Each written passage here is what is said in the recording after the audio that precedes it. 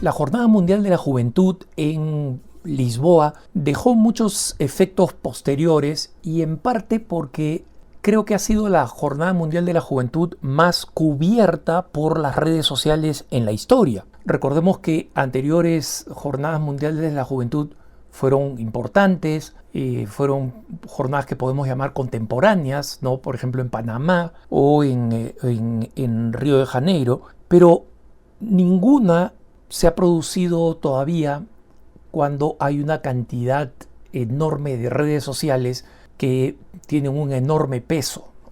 Y en consecuencia, todo el mundo que podía opinar ha opinado al respecto. Y varias cosas en la jornada estuvieron pobremente organizadas y eso en consecuencia se prestó a algunos abusos litúrgicos, a algunos abusos en el contenido, etc.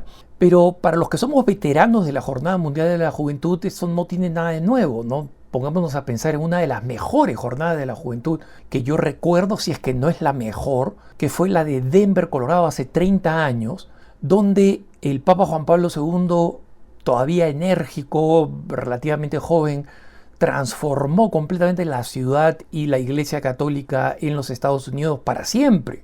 Pero en esa Jornada Mundial de la Juventud se le confió el Vía Crucis de los viernes en todas las JMJs a un grupo de artistas católicos dirigidos por un jesuita que estaban basados en la región de los lagos, no me acuerdo, de los grandes lagos norteamericanos, ¿no? No me acuerdo si en Detroit o en Chicago, pero en esa zona de los lagos, y que utilizaron como figura para representar a Jesucristo en el Vía Crucis a una mujer, ¿no? Entonces Cristo básicamente fue una mujer.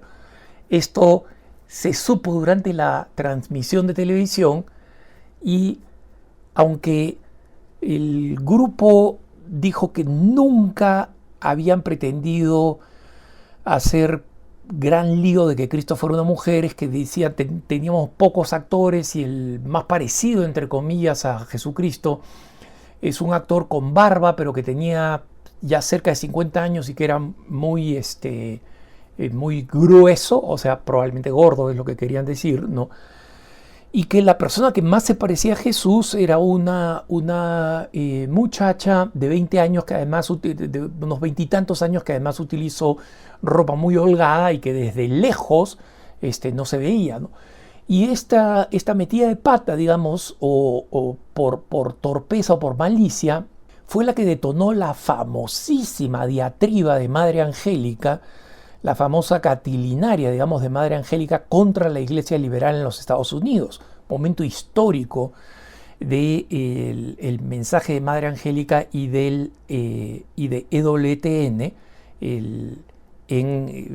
además entrar en colisión con muchas de las cosas que pasaban en el episcopado norteamericano, ¿no? Entonces, no es tanto las cosas que se han venido hablando negativamente, que pasaron en la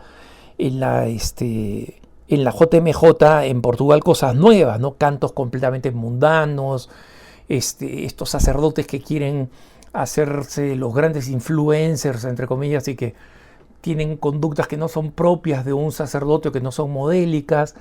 El hecho de que se haya gastado una fortuna, una auténtica fortuna en millones de euros en construir el tabladillo donde se realizaron todos los eventos, pero se utilizaron muchas veces unas vasijitas de plástico para transportar la Eucaristía.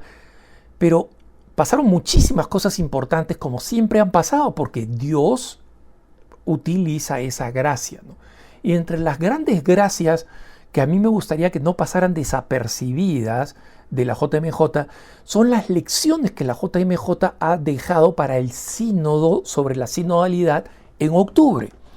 Y en mi opinión, ¿en qué consiste esta enseñanza, esta lección, que espero que nuestras autoridades eclesiásticas asimilen?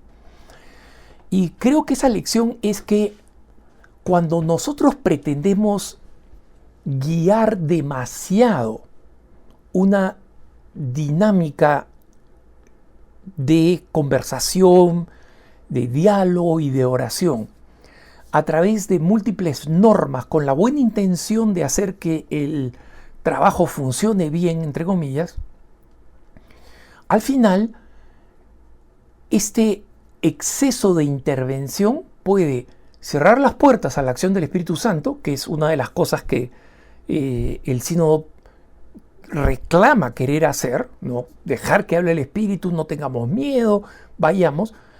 Y en segundo lugar, los resultados pueden ser humanamente frustrantes, ¿no? Y eso no es algo que convenga hacer en un lugar donde queremos tener diálogo. Déjenme explicarles esto.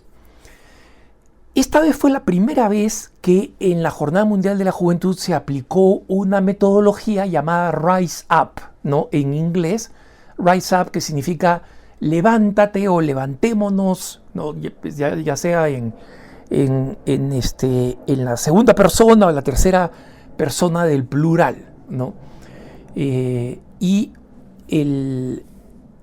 básicamente significaba que las catequesis que se producen en las mañanas, ¿no? Miércoles, jueves y viernes durante la JMJ, esas catequesis que siempre se han realizado en distintos lugares, en capillas, parroquias, salas, etcétera, y en grupos lingüísticos, porque digamos es la única forma como la gente se puede entender. Entonces los que vienen de Estados Unidos o los que vienen de países angloparlantes en el África, en cualquier parte del mundo, tienen este evento acá, los que hablan español allá, los que hablan portugués en otro sitio, y hay bastantes grupos dependiendo del número de los hablantes de cada particular lenguaje. ¿Y en qué consistían estas reuniones? Estas reuniones consistían en unas catequesis que eran vinculadas al tema de la Jornada Mundial de la Juventud, ¿no? Y donde se le pedían a obispos y cardenales que hablaran con los jóvenes y que en estas reuniones hubiera un momento de oración, un diálogo, una exposición de los obispos, básicamente una charla, una conferencia, y luego un encuentro de preguntas y respuestas entre los obispos y los jóvenes. Y yo nunca he visto un momento donde los obispos han tenido la oportunidad de estar tan cerca de los jóvenes, y mejor todavía, donde los jóvenes han tenido oportunidad de estar cerca de sus obispos, ¿no? Porque están en una sala, en una capilla, en una iglesia relativamente pequeña, y la conversación es así al mismo nivel, ¿no? No desde un podio, nada, sino al mismo nivel. Bueno, este sistema siempre había funcionado bien, en mi opinión, pero acá se quiso aplicar este nuevo formato que se llama Rise Up, y una colega mía que en el pasado hemos trabajado juntos, porque ella sigue siendo la corresponsal de Catholic News Agency en el Vaticano, una de las dos corresponsales que CNA tiene en el Vaticano, ¿no?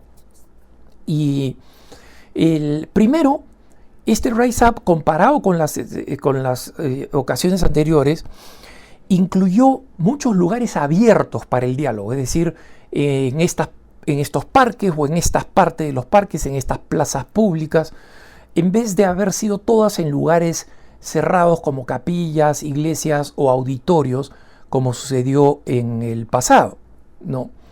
Y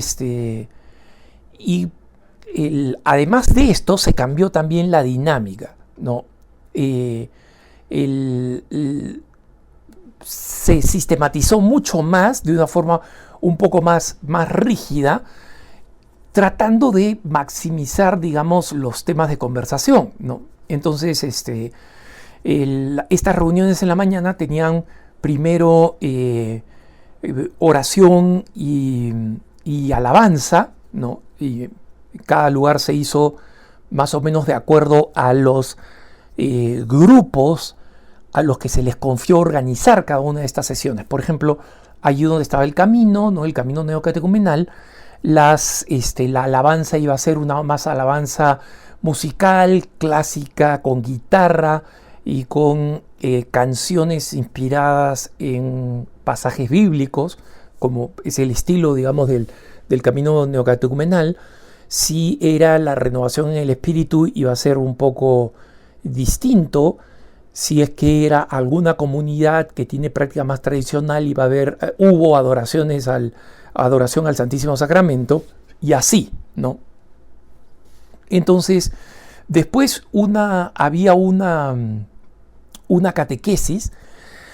Después de la catequesis de los obispos, en las que se pidió que la catequesis fuera bastante más breve que en el pasado, había una sesión de preguntas y respuestas, pero estas sesiones de preguntas y respuestas, que hasta acá eran lo normal, vino bastante más reglamentada. A los obispos se les pidió que ellos escucharan más, ¿no? Con esta idea del sínodo, de que sea una iglesia más sinodal, donde nos escuchemos, donde los obispos no solamente hablen, ¿no?, sino que también escuchen a los jóvenes, y que después de esta sesión de escucha, más que de preguntas y respuestas, siguiera la Santa Misa, ¿no? Entonces, con estos encuentros Rise Up, o sea, estos encuentros se realizaron en unas 270 lugares, en 30 grupos lingüísticos, y la descripción es que, según la Jornada Mundial de la Juventud de Lisboa, los organizadores dicen, están planeadas para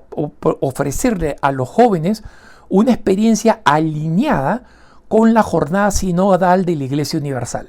Entonces, de los 3 días, cada uno de ellos estuvo enfocado en la ecología integral el primer día, en la amistad social en el segundo día y en la misericordia en el tercer día. Estos son 3 temas, como sabemos, importantes para el Papa Francisco, ¿no?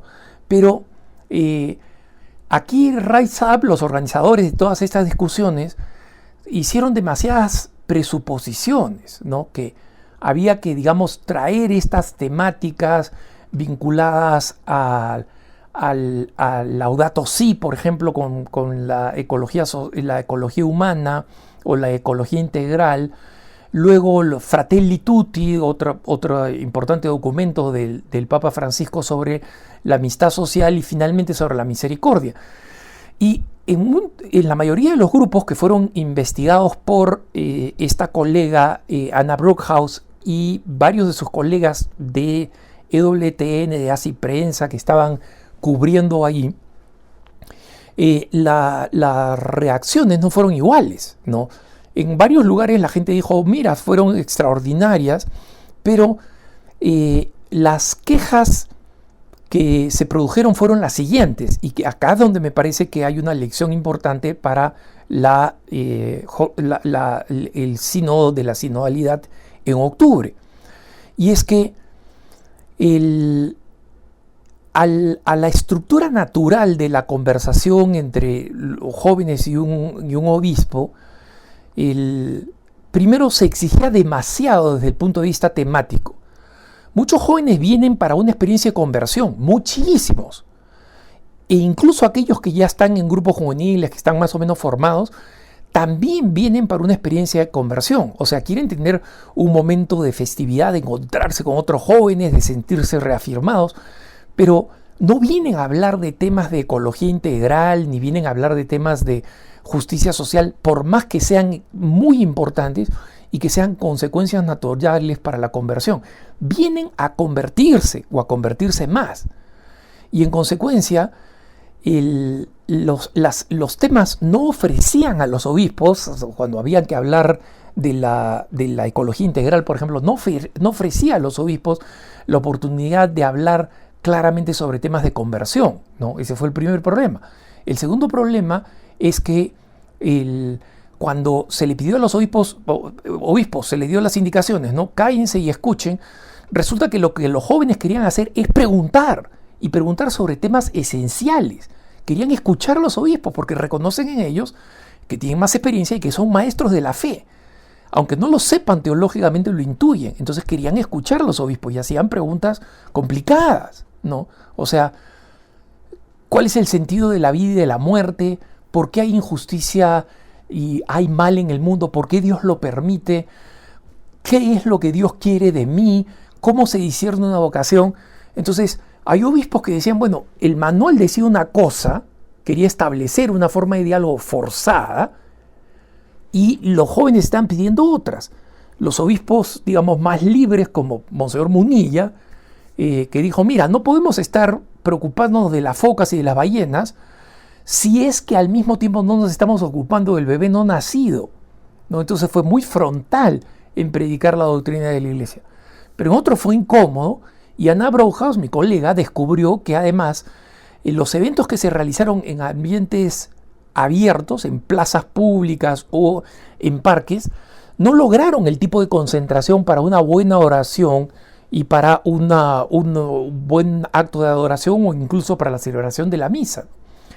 Entonces señalo esta excesiva, este excesivo paternalismo sobre cómo se debe hacer, porque también para el sínodo de los obispos están anunciados una dinámica de grupos completamente nueva y novedosa, donde antes habían conversaciones sinodales que simplemente eran vamos a hablar de estos temas y vamos a darle tiempo a la gente a discutir.